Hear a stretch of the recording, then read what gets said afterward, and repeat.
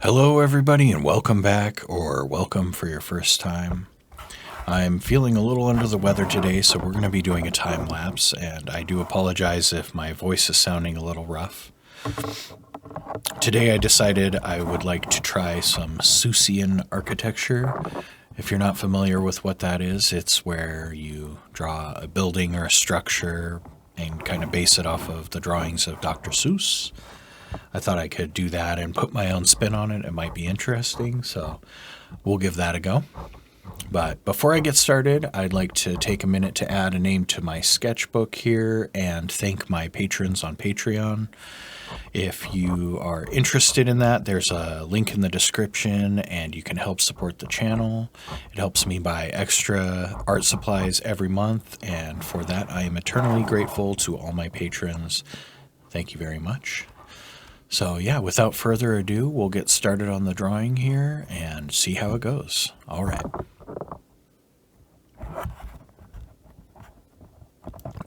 All right, so I'm starting out by drawing the 3/4 inch border around the edge of the page.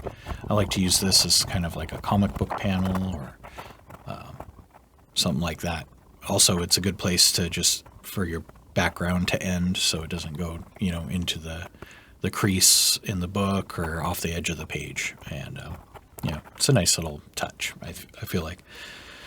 And then I'm sketching out the design. I had a Dr. Seuss piece up as reference, but just for the vibe. I wasn't really trying to copy it at all, or because I was trying to come up with kind of my own version of it, right? So I had one up, and he uses a lot of these like long walkways that kind of curl across the page, and a lot of overlapping shapes that don't really make logical sense. It's kind of a surreal sort of vibe to it, almost like a MC Escher building or something, but more whimsical, I guess.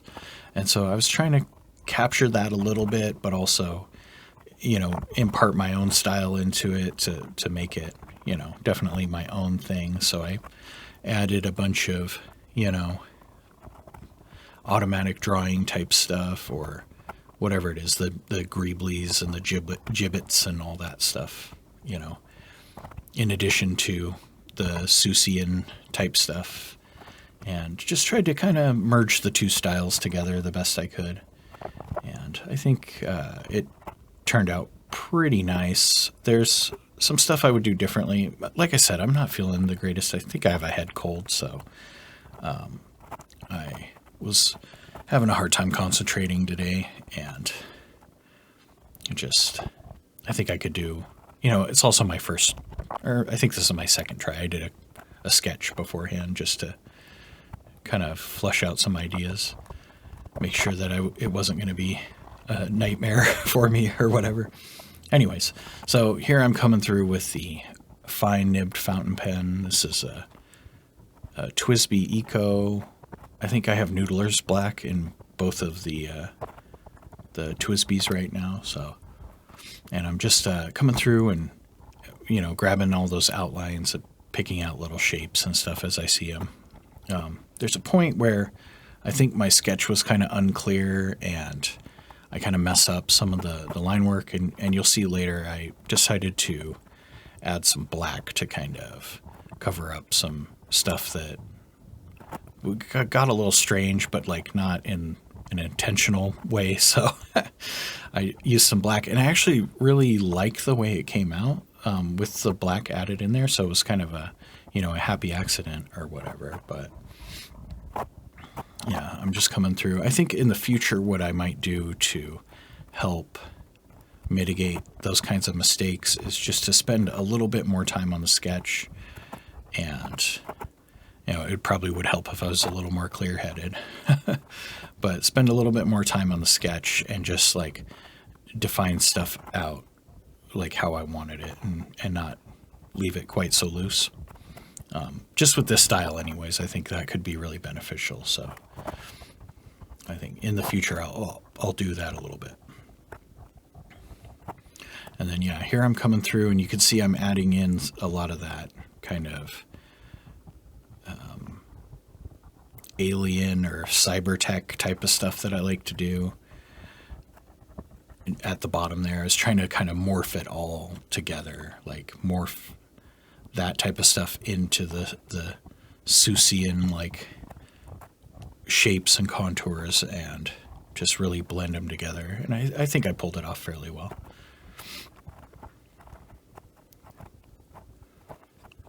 So yeah, here I'm coming through. This is the extra fine nibbed fountain pen, and it also has Noodler's black in it. And I'm doing some hatching. I think that adding the black in this was really good because it was kind of getting samey down here. It was getting a little muddled, and I wasn't super happy with it. So I end up going over some of this with just some solid black with the Fude brush pen, the Pentel Fude brush pen. And you'll see it really like gives it some dynamic like shadows and some dramatic like contrast in there, which is really nice. But I just started out by kind of hatching through, and I'm imagining those contours and stuff. I'll have a link in the description. If you haven't seen my contour hatching tutorial, go ahead and give that a watch at some point, and you'll see how I practice to do this type of stuff where I'm just imagining like a wireframe over the shapes, and then I'll hatch kind of along that to create the contour and the dimension on everything. And for the most part it works, but sometimes, especially when you get into this really Seussian stuff where it's like doesn't quite make logical sense, it starts to get a little confusing, and the shapes maybe don't like it. It's something that requires a little more planning. It's a little less, see here, I'm starting to kind of lose it.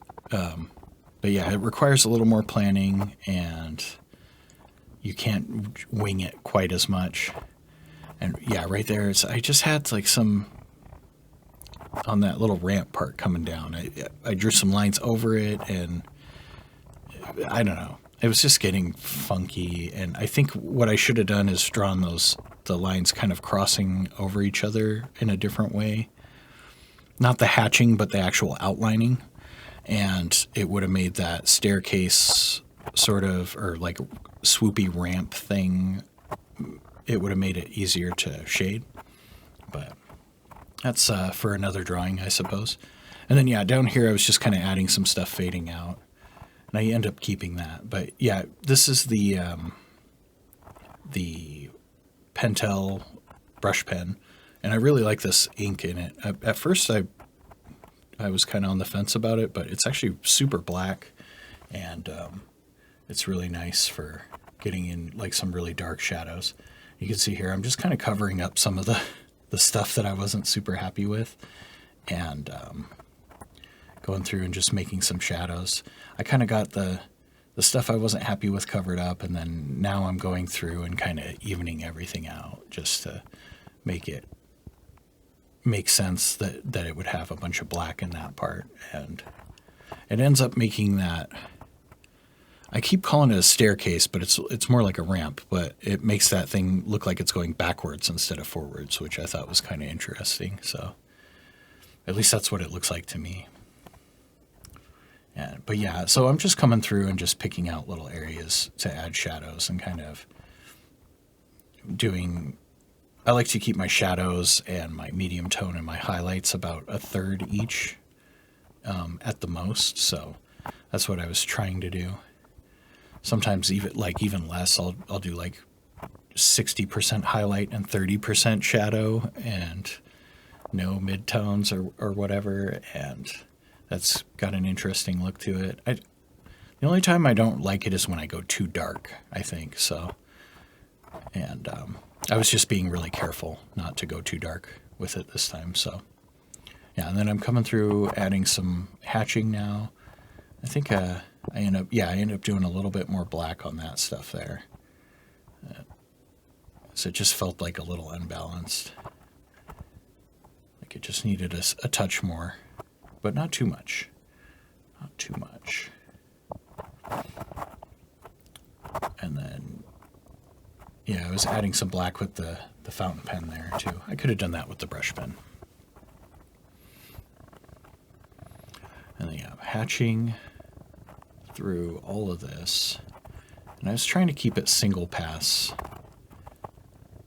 I did a little bit of a test on a piece before this, and I was doing some cross hatching, and because the shapes of this type of weird architecture end up being so complicated, it gets really tricky to figure out which way hatching by itself needs to go, let alone cross hatching. So I feel like it's easier, at least for me, to figure out which way just single pass hatching should go.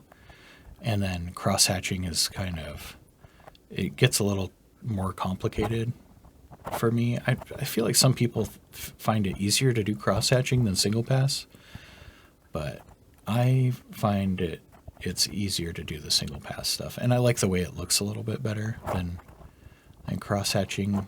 It's definitely got a different vibe to it. It gives it it's less realistic, I feel like. So it gives it more of a cartoony, not cartoony, but like less of a serious sort of. I don't know how to describe it. It gives it like more. It makes it more fantastical or something because it adds so much weird texture to everything. So that's why I think I like the single pass hatching. But yeah, here I'm coming through with, this is the Opus 88 with it has a fine nib, and it's got Noodler's Heart of Darkness in it, which is pretty feathery on this paper, so I just used it for that peripheral line and then the comic panel sort of thing here. And then, yeah, I'm doing some hatching texture for the background, just to kind of give it a little bit more depth and dimension. And I decided to kind of go just up and down with that vertical. I'm not sure. I don't know. I just thought it looked interesting. Like there was like maybe trees or something, but then I did it on the top too. I don't know. It's fine. I don't hate it. Anyways, that's gonna wrap it up. Thanks for watching. Go ahead and like, comment, and subscribe if you feel so inclined. And like I said before, there's links for the Patreon stuff and links to other videos and all that goodness. So have a good one, and I'll see you all in the next video. All right.